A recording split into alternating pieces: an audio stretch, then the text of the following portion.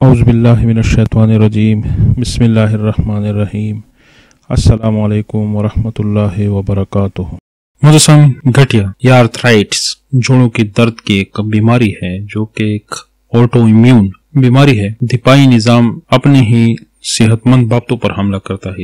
اس بیماری میں York acid صحیح طریقے سے خارج نہیں ہو پاتا، تو وہ موجود ہوتا ہے خون میں۔ عام طور پر یہ پاؤں کے انگوٹھوں میں جمع ہوتا ہے، خون کی گردش کم ہوتی ہے، جس کی وجہ سے بابطوں میں اور بعض دوسرے اعضاء میں سوزش کا باعث بنتا ہے۔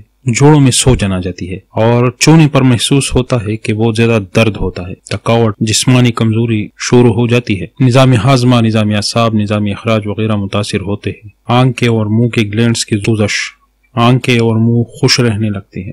یہ ایک کرونک بیماری ہے، لمبے عرصے یا کئی سال تک رہتی ہے۔ اس میں بیماری غائب بھی ہو جاتی ہے، پھر واپس اکثر آ جاتی ہے، تو اس حالت کو پھر ریلیپس کہتے ہیں۔ اکثر تھکاوٹ محسوس ہوتی ہے، جسمانی قوت کم ہو جاتی ہے، بھوک ختم ہو جاتی ہے، پٹوں اور جوڑوں میں درد محسوس ہوتا ہے، خاص کر صبح اٹھنے کے بعد جسم کے جوڑوں اور پٹوں میں سختی کا احساس گہرا ہوتا ہے۔ تو ڈرنا نہیں چاہیے اس سے۔ آرتھرائٹس یہ عام بیماری ہے، اگر احتیاطی تدابیر اختیار کیے جائے تو مرض ختم بھی ہو جاتا ہے، کوئی مسئلہ نہیں۔ بے احتیاطی کی جائے اور لائف سٹائل چینج نہ ہو، احتیاطی تدابیر اختیار نہ کی جائے تو یہ پھر نقصان دہ بھی ثابت ہو سکتی ہے، مستقل مرض کی شکل اختیار کر سکتا ہے۔ 50% سے زیادہ مریض خاندان میں اس کی ہسٹری موجود ہوتی ہے۔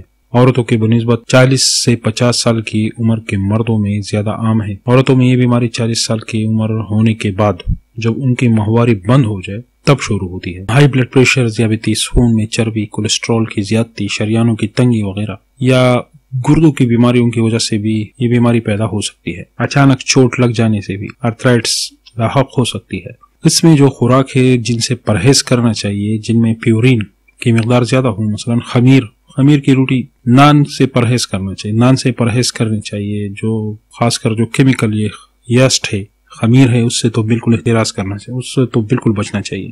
سرخ گوشت، پلیا، مکھن، آئس کریم، بطخ کا گوشت، الکوہل، شراب، یہ چیزیں پوری طرح جسم سے خارج نہیں ہوتے، اس یورک ایسڈ بنتے ہیں اس سے، تو اسی وجہ سے جسم میں جمع ہونے لگتے ہیں، تو یہ الٹا اس مرض کا سبب بھی بنتے ہیں، اور اس مرض میں یہ ٹھیک نہیں ہے، یہ اس سے اجتناب کرنا چاہیے۔ ڈاکٹر اکثر درد کم کرنے والے اور جو پین کلر ہوتے ہیں وہ سجیسٹ کرتے ہیں، مگر اس کے ساتھ جو یورک ایسڈ کو روکنے کے ادویات ہیں وہ ضروری ہے، وہ دینی چاہیے، ڈاکٹروں کے مشورے سے لینے چاہیے۔ آرتھرائٹس کے مرض کی روک تھام کے لیے اپنے وزن کو کنٹرول رکھنا چاہیے۔ وزن کی زیادتی کی صورتوں میں جوڑوں پر دباؤ زیادہ پڑتا ہے، مگر وزن کو کنٹرول، ڈائٹنگ یا فاقہ کشی سے گریز کرتے ہوئے متوازن خوراک اور طرز زندگی کے ساتھ کرنا چاہیے۔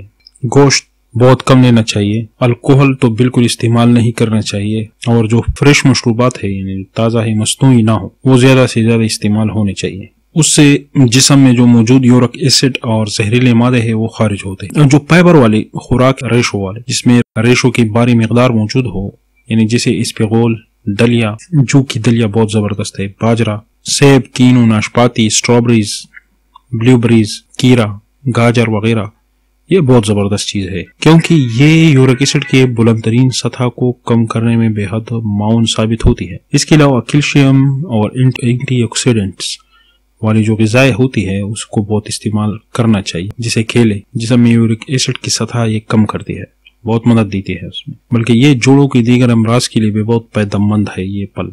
اس کے علاوہ سیب میں ملک ایسڈ کی وافر مقدار ہوتی ہے، بہت آرام ملتا ہے اس سے۔